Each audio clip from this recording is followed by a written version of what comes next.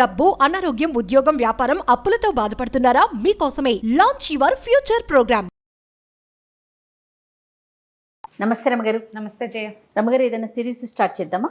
చిన్న సిరీస్ చెప్తాను. మనం బాగ్దాద్ కథలు చెప్తున్నాం కదా, అలాంటి దాంట్లో మాయావర్తకుడి కథ చెప్తాం. ఓకే. ఈ బాగ్దాద్ నగరంలో మారూఫ్ అని ఒక అబ్బాయి ఉండేవాడు. మారూఫ్ ఇతను ఏంటంటే పాత చెప్పులు రిపేర్ చేసేవాడు. కొంచెం తొందరగానే పెళ్ళయింది.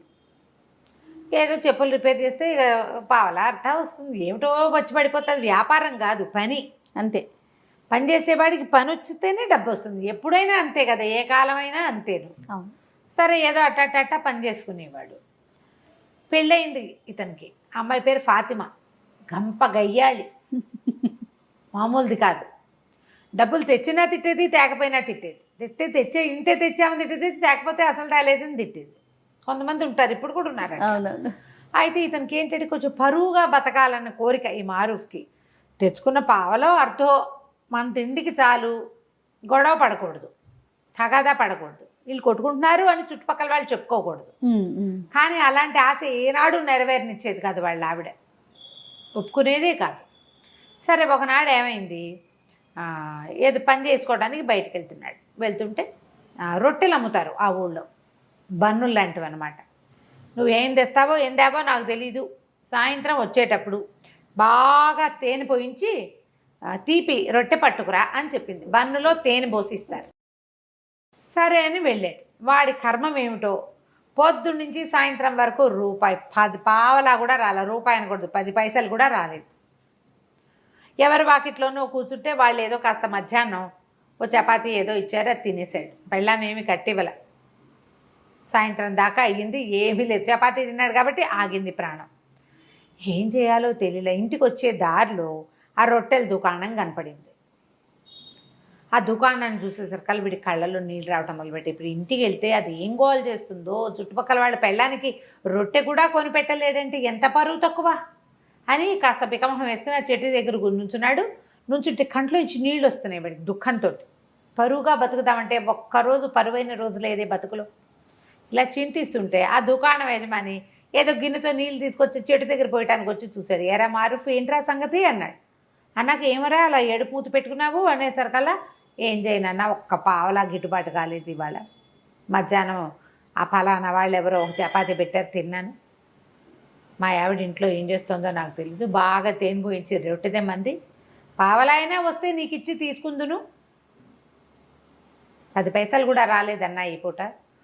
ఇంటికి వెళ్ళాక అది ఏం గోల్ చేస్తుందోనండి భయంతో ఇక్కడే నుంచున్నాను అనేసరికలు అన్నాడు. వాళ్ళకంతే రేపు ఇద్దుగాని లేరా అన్నాడు దుకాణం యజమాని. దాదా రొట్టెలు ఉన్నాయి లేరా, నేను ఇస్తాగా నీకో రొట్టె అని లోపల తీసుకుపోయి ఇతనికి తీర్చడానికి ఏదో ఇంత నలకంత పెట్టి ఇంత రొట్టె తీశాడు బన్ను. అయితే ఏమైంది, తేనె అయిపోయింది దుకాణంలో. తేనె అయిపోయింది.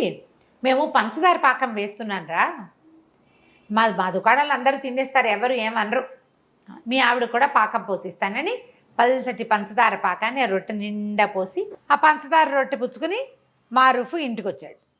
ఫాతిమా వాకిట్లో రెడీగా ఉంది. ఏం చేసుకొచ్చావు అని అరిచింది. తెచ్చానే రొట్టె అన్నాడు. ఆ రొట్టె తీసుకుంది ఆవిడ స్పీడ్గా. మొగుడు పొద్దు నుంచి తిరిగి వచ్చాడు, వీడికి అన్నం సున్నం మంచినీళ్ళు కాళ్ళు కదలడం ఏమీ లేవు. అది తీసుకోవడం అంటే అది ఓపెన్ చేయంగానే అరిచొచ్చినాడా, నువ్వు ఇంటి పిచ్చివి తెస్తావా అన్నది. అనేసరికి పిచ్చిదేంటి, మంచి రొట్టె అక్కడ ఫలానా కొట్టు, నీకు తెలుసు కదా, మీ మేనమామకి తోడలుడు కొడుకు వాడిదే కొట్టను. వాడు కొట్టయితే ఏంటి, నేను తేనె రొట్టె తెమ్మన్నాను, పంచదార పాకం పోసి తెచ్చావు అని మొదలుపెట్టింది. మీ నాన్న అంతే, మీ తాత అంతే, మీ ముత్తాత అంతే, మీ వంశమే అంతా ఇట్లా దిక్కుమాల సంబంధం చేశారు, ఎందుకు కొరగావు, తేనె రొట్టె తేలేవు పెళ్ళానికి అని తిట్టడం మొదలుపెట్టింది. అక్కడి నుంచి కాదు, వీళ్ళు ఇంట్లో చుట్టుపక్కల వాళ్ళంతా చేరారు. ఏమిటి అన్నారు. అనేసి అన్నాక ఒకళ్ళిద్దరు అన్నారు, ఏమొచ్చిందే మాయరోగం, రెండు ఒకటే కదా, ఏం పెద్ద తేడా ఉంటుంది, ఆ తేనె అయితే ఏమిటి, పంచదార పాకం అయితే ఏంటంటే నాకు అక్కర్లేదని రొట్టె ముక్కలు చేసి అక్కడ పడేసింది. అంతది. ఇక ఇంకా గొడవ ఆడుతూనే ఉంది. వాళ్ళ మామూలుగా గొడవలు మొదలయ్యేసరికి మనమే ఏం చేస్తాం, అమావాస్య నాడు అట్టేసావా, పున్ననాడు పాపేసావా అని అడుగుతుంటాం. ఎక్కడికో వెళ్తాం.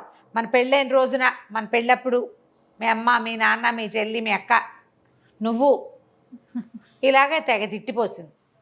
తిట్టిపోసేసి మొగుడిని ఒక ముట్టికాయ కొట్టింది. బతిమలాడాడు, బాగుంటుంది రొట్టె తినవే తినవే అంటే ఆహా. ఏం చేస్తాడు వీడు, పొద్దున ఎప్పుడో తిన్న చపాతి ఆవిడ వండుకు తినేసింది, సాయంకాలం స్వీట్ కోసం ఇది దెమ్మంది. ఓహో. ఇక అక్కడ కూర్చొని మెల్లిగా రొట్టె ముక్కలు 4 నోట వేసుకున్నాడు. అయిపోయి అక్కడి నుంచి తెగ తిట్టిందా. మొగుడు మళ్ళీ ఇంకో మొట్టికాయ కొట్టడానికి వచ్చింది. అతను ఒక తోపు తోసాడు. తోపు తోసేసరికి ఇంకేముంది మొగుడు నన్ను చంపేస్తున్నాడని కేకలు పెట్టింది. పెట్టేసరికి చుట్టుపక్కల వాళ్ళంతా మళ్ళీ చేరారు.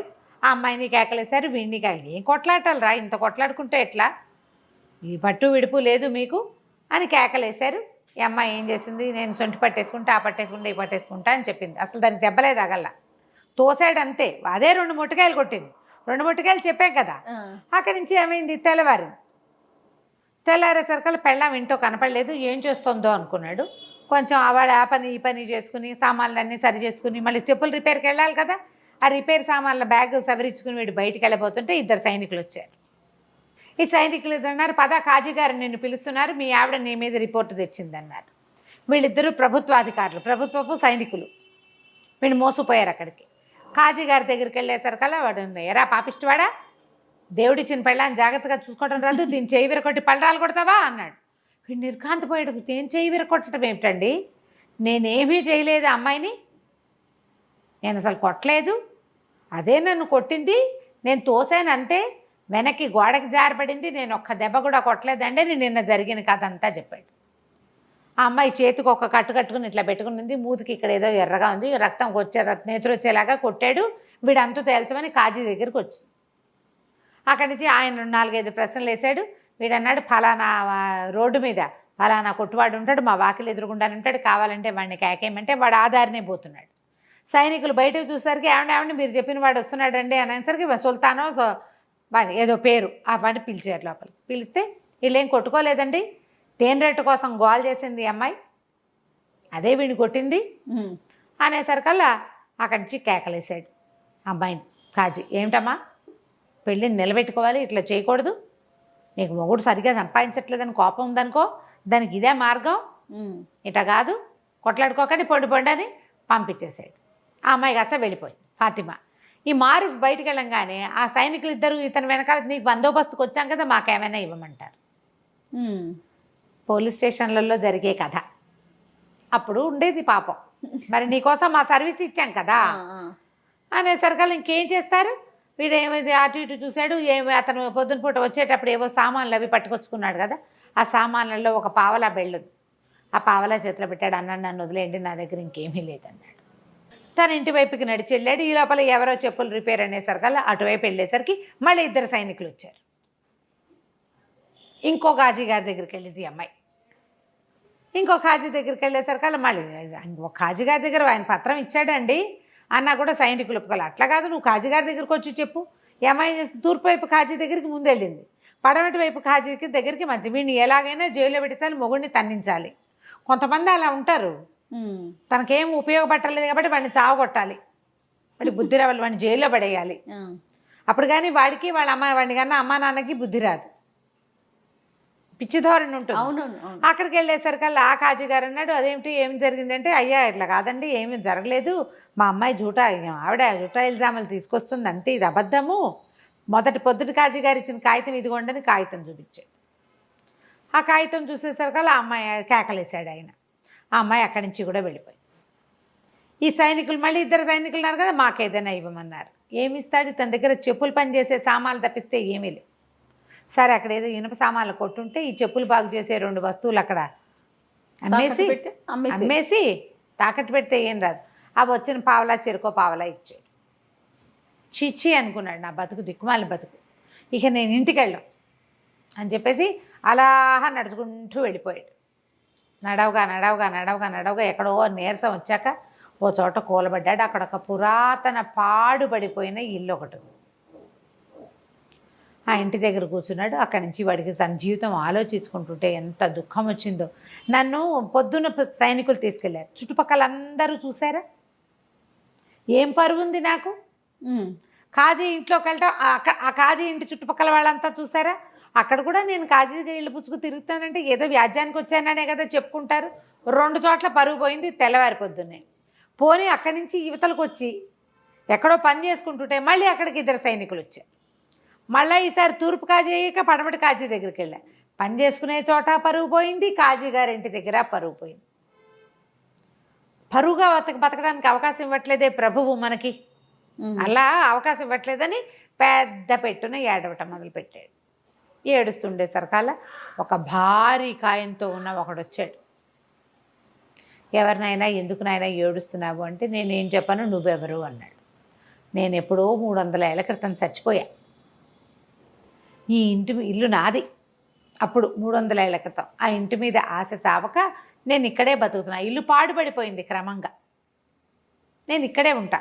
ఎవరు ఇక్కడికి వచ్చి ఏడ్చినవాడు, అడిగినవాడు, పెట్టినవాడు లేడు. అంటే నీకు ఈ చెప్పుకుని ఏం ఇది ఉపయోగం, ఆరుస్తావా తీరుస్తావంటే ఆర్చగలను, తీర్చగలను, నీకేం కావాలో చెప్పు అంటే ఎక్కడికైనా సరే నేను హాయిగా బతకడానికి ఒక ప్రదేశం కావాలి, నాకు పరువుగా బతకాలి, నేను ఎక్కడికైనా తీసుకెళ్ళి అంటే నగరంలో దింపుతానన్నాడు. బాగ్దాద్ నగరం వద్దు, బాగ్దాద్ నగరంలో తూర్పున నా పరువు పోయింది, పడమట్న నా పరువు పోయింది, నేను బతకలేను అంటే ఆయన ఏమన్నాడు, సరే నా వీపు మీద కూర్చో, నిన్ను నేను తీసుకెళ్తానని చెప్పేసి తీసుకెళ్ళిపోయాడు. ఎక్కడికో తీసుకెళ్ళి ఒక ఊళ్ళో వదిలిపెట్టాడు. తెల్లవారేసరికి అక్కడ ప్రత్యక్షం అయిపోయాడు. రాత్రి ఎక్కాడు, తెల్లారేసరికి ప్రత్యక్షం అయిపోయాడు. ఆ భూతం కాస్త వెళ్ళిపోయింది అవతలకి. వీడు ఆ నగరంలో చూస్తే వాళ్ళు ఎవ్వరూ మనలాంటి బట్టల వాళ్ళు కాదు, మనలాంటి వ్యవహారం కాదు, అదేదో వేరే ప్లేస్. సరే వీడు నడవటం మొదలుపెట్టాడు. వారా వీరా అందరూ అడుగుతున్నారు, ఏ ఊరు, నువ్వేం వ్యాపారం చేస్తావు, నీకేమొచ్చు, నీకేం చేస్తావు, అది ఇది, మీదే ఊరు అంటే ఇతను ఏం చెప్పాడు, బాగ్దాద్ అని చెప్పాడు. బాగ్దాద్ నుంచి ఎప్పుడు బయలుదేరావు అని అడిగారు. అడిగితే నిన్న రాత్రే అన్నాడు. అనగానే పక్క నవ్వారు. ఏమిటి బాగ్దాద్ ఇక్కడికి ఎంత దూరమో తెలుసా, బళ్ళ మీద వచ్చినా 1 ఏడాది పడుతుంది. ఇక్కడి నుంచి వ్యాపారానికి వెళ్ళే వాళ్ళు ఉంటారు, సంవత్సరం పడుతుంది అక్కడికి వెళ్ళటానికి. రాత్రికి రాత్రే ఎలా వస్తావు, మతిగాని పోయిందా నీకు, పిచ్చివాడని అందరు నవ్వుతున్నారు. అయితే ఆ సమయంలో ఒక ఆయన అక్కడికి వచ్చాడు, ఒక వ్యాపారస్తుడు. చూసి ఎవరు ఏమిటి అని అడిగి మిగిలిన వాళ్ళందరినీ కేకలేసాడు. ఏంటి పై ఊరు నుంచి ఎవడో వస్తే ఆయన ఏం నిద్ర సరిగ్గా లేదో, అందుకని ఏదో తీర్పుమరుపుగా చెప్తున్నాడు, నేను మాట్లాడతాను, మీరంతా పొండి అని అందరినీ కేకలేసి అతన్ని తీసుకొచ్చాడు. తనతో పాటు ఓ సావడి లాంటి చోట కూర్చోబెట్టాడు. ఆ చావట్లో భోజనశాల ఒకటి ఉంది వెనకాల. వాళ్ళని కేకేస్తే వాళ్ళు వేడి తేనీరు 2 రొట్టెలు పట్టుకొచ్చారు. చేరుకో 2 రొట్టెలు తిన్నారు, టీ తాగారు. టీ తాగాక అతను అడిగాడు, ఏ ఊరు మీది, ఎవరు ఏమిటి అంటే బాగ్దాద్ నగరం, ఇట్లా పరుగు పోయిందని నేను ఊరు నగరపు చివరిలో శివార్లలో ఉన్న ఒక పాత ఇంట్లో పడుకుని ఏడుస్తుంటే ఓ భూతం నన్ను ఇక్కడ దింపిందంటే ఆయన ఆశ్చర్యపోయాడు. అవునా అనేసి బాగ్దాద్ నగరంలో మీది ఏ ఊరు, ఏ ప్లేసు అన్నాడు. ఎర్రవీధి అంటారు దాన్ని, లాల్ బజార్ అనమాట. ఎర్రవీధి అండి అంటే ఆ ఎర్రవీధిలో ఎన్నో ఇల్లు మీద అన్నాడు, ఫలానా ఇల్లు అన్నాడు. అక్కడక అత్తర్ సాహిబ్ ఒక ఆయన ఉండాలి కదా, అత్తర్ల వ్యాపారం చేసేవాడు ఆయన ఉన్నాడా అన్నాడు. ఉన్నాడు. ఎంతమంది పిల్లలు, ఆయనకు 3 కొడుకులు, ఏం చేస్తున్నారు అన్నాడు. పెద్ద అతనేమో మదరసాలో టీచరు, రెండో అతను దర్జీ, మూడో వాడు చిన్నప్పుడే లేచకపోయాడు, చిన్నప్పుడే వెళ్ళిపోయాడు. నా వయసు వాడే, కాస్త 1-2 ఏళ్ళు పెద్దవాడు. మేమిద్దరం చిన్నప్పుడు కలిసి ఆడుకునే వాళ్ళం. వాళ్ళ ఇంట్లో నుంచి అత్తర్ సీసాలు తెచ్చి ఇచ్చేవాడు మా ఇంటికి. మా ఇంట్లో వాడిచ్చిన అత్తర్ సీసా ఇంకా నా దగ్గర ఉంది. వాడు చాలా మంచివాడు, నా చిన్నప్పటి స్నేహితుడు. అంటే వాడు బాగా నడిచాడు ఆ వ్యాపారస్తుడు. నేనేరా నాయన ఆలీ వాడి పేరు, నేనే ఆలీని. నేను చాలా కష్టాలు పడ్డాను. మా చిన్నప్పుడు వాళ్ళ నాన్న కొడితే ఇంట్లో నుంచి లేచక్కపోయాడు. ఆ లేచక్కపోయిన వాడు అలా తిరుగుతూ ఈ నగరానికి చేరి ఇక్కడ ఉండిపోయాను, ఇక్కడ స్థిరపడ్డాను, వ్యాపారం చేసుకుంటున్నాను, నువ్వు ఒక పని చెయ్యి. ఇక్కడ ఏంటంటే ఇదంతా వ్యాపారస్తుల కోడళ్ళు ఇవి, ఇక్కడంతా వ్యాపారస్తుల పేరు గొప్పే నడుస్తుంది. నేను నీకు ఒక కంచరగాడిదని ఇస్తా, డబ్బులు ఇస్తా, వ్యాపారస్తుడు అన్న సినిమా ఇవ్వాలి వీళ్ళకి. నువ్వు ఎవరేది అడిగినా సరే మా దగ్గర ఉన్నాయి, బిడార్లో వస్తుందని చెప్పు, దానం చేయి ప్రతి వాళ్ళకి, సరేనా అన్నాడు. సరే అన్నాడు. వీడు చక్కగా ఆ పంచలో పడుకుని నిద్రపోతే తెల్లవారేసరికల్లా ఆ ఆలీ ఏం చేశాడు, ఓ 1000 దినారాలు ఒక కంచరగాడిదని పంపించాడు.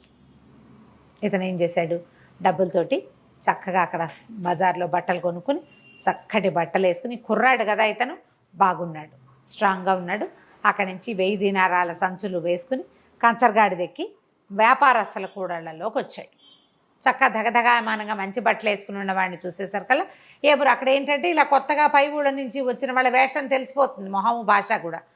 మీ దగ్గర ఏమున్నాయి వస్తువులు అని, వస్తువులు కొనుక్కోవటం కోసం అనమాట. మీ దగ్గర ఏమున్నాయి, అవి ఉన్నాయా, ఇవి ఉన్నాయా, మీకు పట్టు వస్త్రాలు ఉన్నాయా, మీ దగ్గర సుగంధ ద్రవ్యాలు ఉన్నాయా, అక్కడి నుంచి ఏమో ఇవి ఉంటాయి కదా మన మిరియాలు, అవి స్పైసెస్ అవి ఉన్నాయా, ఇవి ఉన్నాయి అంటే ఓహో బేళ్ళు ఉన్నాయి, కొల్లలు ఉన్నాయి, నా దగ్గర అవి ఉన్నాయి, నా దగ్గర ఇవి ఉన్నాయని చెప్పాడు. వాళ్ళు ఏది అడిగితే అది ఉందంటాడు. అక్కడి నుంచి ఒక ముష్టివాడు ఎవడో వస్తే ఇట్లా బ్యాగులో చేయి పెట్టి ఒక గుప్పెడు డబ్బులు తీసి ఇచ్చాడు. వీళ్ళు ఆశ్చర్యపోయి వీడు తుంపదేగా భలే ఇస్తున్నాడే అని ఆశ్చర్యపోయారు. అక్కడి నుంచి మసీదు వేళ అయింది, మధ్యాహ్నం ప్రార్థన ఒక సమయం అవుతుంది కదా. ప్రార్థనా సమయంలో ఏం చేశారు, అందరూ ప్రార్థనకు రండి హుజూర్ మీరు కూడా అని ఈయన కూడా తీసుకుపోయారు. లోపలికి వెళ్ళి ప్రార్థన చేసిన తర్వాత ఈ సంచిలో చేయి పెడతాడు, ఓ గుప్పెడిటు ఓ గుప్పెడిటు ఓ గుప్పెడిటు ఓ గుప్పెడిటు చెప్పని దానం చేసేస్తున్నాడు. ఆశ్చర్యపోయారు. సరే భోజనశాలకు తీసుకుపోయారు. ఇవాళ భోజనం నా ఖర్చు అని అందరికీ భోజనం 100 దీనారాలు పెట్టి భోజనం పెట్టి చేశాడు. చాలా ఆశ్చర్యపోయారు. ఆశ్చర్యపోయి ఎప్పుడు వస్తుంది మీ బిడారు ఏమిటంటే, వస్తుంది, నేను ముందు వచ్చేసాను, చాలా సామాన్లు ఉన్నాయి, 500కి పైగా గాడిదలు, అవన్నీ రావాలి. బిడారు వచ్చాక మీకు ఎవరికి ఏది అంటే వ్యాపారస్తులు బిడారంటే రావాలి కదా, ఒక సమూహంగా కొన్ని వందల బళ్ళు కలిసి వస్తాయి. నేను తొందరగా వచ్చేసాను, అవన్నీ ఏర్పరిచి నేను వచ్చేసాను అన్నాడు. అక్కడి నుంచి దానం అన్నాడు. ఇక్కడ చాలామంది ఉన్నారు బిచ్చగళ్ళు. ఈ లోపల ఒక ముసలి బిచ్చగత్తకి దానం చేస్తే ఆ బిచ్చగిత్త పోయి ఎవరికో చెప్పింది. ఓ 25 మంది వచ్చారు. వాళ్ళందరినీ చూస్తారు కదా, అయ్యయ్యో సమయానికి డబ్బులు లేవే, నేను బిడార్లో ఉండిపోయిందంతా, నేను 1000-1200 తెచ్చాను అంతే అనగానే వ్యాపారస్తులను దాందేముందండి, మీకు కావాలంటే అప్పు పెడతాం మేము అని చెప్పేసి తలా ఒక 1000 దీనారాలు అప్పిచ్చారు. ఓహో, ఈయనకి బిడార్ వస్తుంది కదా, ఆ బిడార్లో సరుకు వచ్చినప్పుడు తీసుకుంటాము. ఇక అక్కడి నుంచి దానాలు దానాలు దానాలు చేసేయటం మొదలుపెట్టాడు విపరీతంగా. ఎవరేవిస్తే డబ్బు ఇచ్చారంటే ఎవరో ఒకళ్ళకి ముష్టి వాళ్ళకి ఇచ్చేస్తాడు. ప్రజలు వీళ్ళంతా ఆశ్చర్యపోతున్నారు. క్రమంగా రోజులు గడిచే కొద్దికి ఆ బిడార్ వచ్చే జాడలేదు, వీడికేమో అప్పు పెరిగిపోతుంది. డబ్బులు అయిపోయినా ఇవ్వండి అంటాడు. వాడికి పరువుగా ఉండాలి, వాడి కోరిక అది. పరువు అంటే దాన ధర్మాలు అలాంటివి చేస్తూ ఉండాలి. బా ఎంత గొప్ప అనుకోవాలి, తన సొమ్ము కాదు మళ్ళీ. అలాగే చేశాడు. చేయగా చేయగా చేయగా చేయగా చేయగా రోజులు గడిచేసరికి వ్యాపారస్తులకు భయం పట్టుకుంది. 60,000 దినారాలు అప్పు పడ్డాడు వాడు. వాడు మాత్రం హుందాగానే ఉన్నాడు, హుందాతనానికి ఏమీ లోట్లేదు. అది వచ్చాక ఇస్తాను అంటాడు. అయితే అందరూ అలీకి చెప్పారు, నువ్వు నీ పరిచయస్తుడని చెప్పావు, నీ పరిచయస్తుడన్నావు, మరి ఇతనేమో ఇట్లా అప్పులు పెట్టేసేసాడు అనేసరికల్ అతను పరిగెత్తుకుంటూ వచ్చాడు. అలీ, ఊరి నీ దానాలు మండ, నీ గొప్ప పాడుగాను ఇట్లా చేసావేమిట్రా నాయనా, ఈ అప్పంతా ఎట్లా తీరుస్తావు, ఇంత అప్పు ఎట్లా కుదురుతుంది, ఇది చాలా పొరపాటు, ఏదో ఒకటి చేసి తప్పించుకో ఇక్కడి నుంచి. ఇప్పుడు అలీ చెప్పలేడు, ఎందుకంటే ఇతను చాలా గొప్పవాడని, తను చాలా అద్భుతమైన వ్యక్తి అని మొదట్లో వాళ్ళందరికీ చెప్పాడు ఇతను. అతని భరోసా మీద వీళ్ళు అప్పిచ్చారు. ఇప్పుడు భరోసా పోయింది, వీడి గొప్పతనం అవుతుందో లేదో తెలీదు. దాంతో చాలా భయం పట్టుకుంది వీడికి. అలీకి చెప్తే సార్ ఇతనేమన్నాడు, ఏం పర్వాలేదు, ఏదైతే అదవుతుందో చూసుకుందామన్నాడు. ఏం చేశాడో చూద్దాం మనం మళ్ళీ. ఓకే, కానీ వాడి ధైర్యానికి చూడండి. కొంతమంది ఉంటారు కదా అమ్మగారు, అసలు ఆలోచించారు. అదే మరి. రైట్, నెక్స్ట్ ఎపిసోడ్ చూద్దాం మరి. అలాగే, నమస్తే అండి. నమస్తే.